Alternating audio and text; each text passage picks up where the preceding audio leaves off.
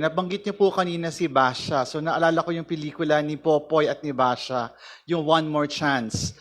At ngayon na po, pagpasok natin dito sa hall, nakita ko po yung matatapang nating mga citizens na nag-file ng unang impeachment complaint noong 19th Congress. May I request them to please rise? Sila po yung representation ng One More Chance. Kasi po naudlot yung impeachment complaint na yon at ito yung one more chance nila para mapanagot ang Vice Presidente ng abuso sa kapangyarihan at nagnakaw sa kaban ng bayan. Salamat po.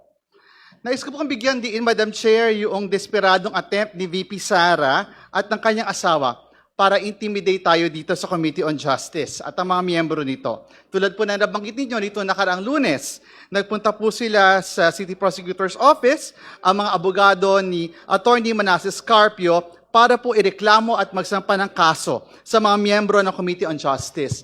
Kaya lang po, parang may favoritism si Attorney Manasseh Carpio dahil iilan lang po tayo na mga binanggit niya sa kanyang kaso at hayaan niyo pong bigyan ko ng shout-out ang mga classmate ko sa kasong ito. COJ Chairperson, Representative Jervil Luistro, Representative Leila de Lima, at Representative Chel Jokno. Ang masasabi lang po natin dyan, manalimin po sila para makita nila kung sino talaga ang totoong nagkasala sa batas, lumabag sa batas, at nagkasala sa sambayan ng Pilipino.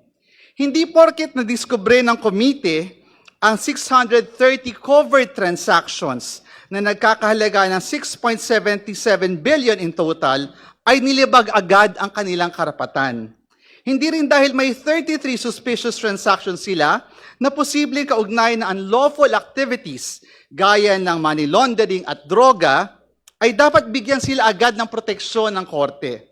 At lalong hindi dahil humigit kumulang 2.87 billion ang maaring sila po ay tumanggap na ayon sa ating pong Bank Secrecy Law ay maari pa rin nariyaan dahil nga po ang nakita lamang natin ay yung inflow at outflow at nung ating pong sinubtract 2.87 billion ang natira.